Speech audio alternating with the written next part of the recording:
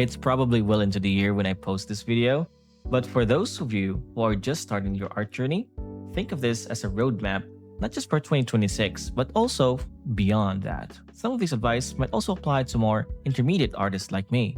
So here's Jingo's 5 steps of being a better artist in 2026 and beyond. Number 1. First, know your goals. Understand the why you are doing what you're doing, and if it's worth committing time into it to learn the thing you want to learn. This advice also applies to other things you want to pursue. If you want to learn an instrument, for example, or if you have a fitness goal, learning your motives will help you motivate yourself and create habits around that goal. Back in 2019, I used to hit the gym every day, and my main motivation was because I wanted to look good in front of the ladies. A very shallow reason, I know, but that was my why, the determining factor as to how I was able to go to the gym consistently for years. And as for art, I've always loved drawing. I just didn't know why. But as I grew up, my goal became more clearer. And I did art to pursue a career. And now, it's changed again. I want to learn art because I want to tell a story. Probably 10 years from now, that reason will definitely change. So for you, I want you to understand yourself why you want to learn to draw. Whatever that reason is, I want you to understand it as much as you can. Because if you don't, there's a chance that you're just going to stop pursuing it. And that's not really good, isn't it? Number 2, buy your equipment. Now that you've decided to dedicate your time, energy, and money into art, now it's time to buy your equipment. And I'm not talking about expensive tablets or a $10,000 computer to match it. I want you to start small. Start with a sketchbook and a pencil, or a pen. That's all you need to start making something.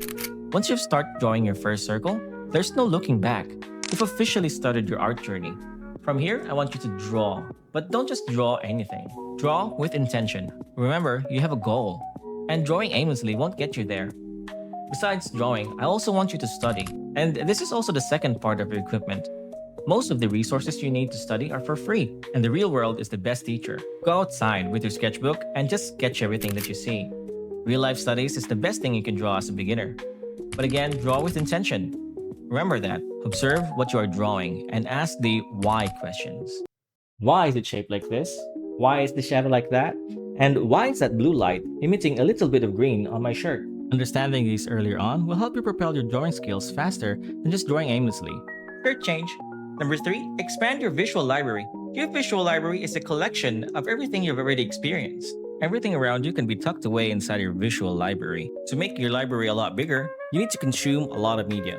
And this is your excuse to watch movies and play video games. But again, watch them with intention. Gather visual information. Understand that popular IPs are popular for a reason. These things are by design. A few years ago, I had a client that wanted to deal with sci-fi stories that involved Gundam-like mechs in space. I had no idea how to draw a Gundam or how it works. I kind of just drew what I feel was appropriate through references. However, I actually got into Gundam model kits a little bit, and I found a new understanding on how these mechs work by building them. And to my surprise, that actually translated to a better designed, well-drawn mech for our project. And not long after that, I brought another model kit. This time, I wanted to explore how tanks work so I can draw them better. But most importantly, the real world is also a great source to expand your visual intellect. Study different cultures and learn how they're aesthetically different from one another, but somehow visually connected for some reason. Not to mention history and mythology, and learn how their belief shaped their civilization. The more you understand how these things function, the faster your visual library will fill up. Number 4, the fundamentals. Okay, so hopefully at this point, you've drawn a lot, and you've got a few piles of sketchbooks in your arsenal. However, that was just the warm-up. Now it's time to get serious. The fundamentals is the most basic but all-encompassing rules that you have to follow if you want to create art that transcends everything that you've done so far. So the fundamentals are actually these 6 things. Notice that they don't include anatomy, perspective, or composition. That's because those things aren't all-encompassing, while the fundamentals are. For example, anatomy can fall under shape, and that's why I always recommend beginners to at least be able to break down the human body into simple shapes first. Composition and perspective can fall under space, and that's why we have to understand the spatial plane between objects so that we can learn how they bend and distort depending on the angle. If you can learn all that, you can start creating something like this. Honestly, I didn't even start studying them until way into my art journey in high school. Back then, I had no idea these rules even existed. And when my teacher laid it all down to me, suddenly my mind was opened like an enlightened Buddhist. The world transformed in front of my eyes, and I started to see pencil lines all over the world. Was I tripping? Probably. So I just dove into the fundamentals after that, and I'll probably make a separate video about them on another day because there's quite a lot of them and it'll take a long time for me to explain this one video. But for now, I would highly recommend you watch Proco and Cynic's YouTube channels that focuses more on the fundamentals of art. This will probably take you the longest to master, and even I can't claim to have mastered the fundamentals of art after 20 plus years worth of drawing experience. And that's because this is the end game of art. There's always something else to discover and learn, and once you've thought you've learned everything, there's always somebody out there trying to push the boundaries even further. That's really one of the most frustrating and most enjoyable thing about an artist. But the fundamentals is the reason why I can draw on an angle like this. Neat, huh? Number 5.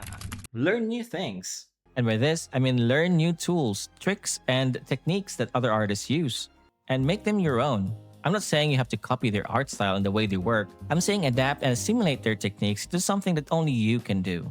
By the way, it's totally fine to copy other artists if you're just starting out.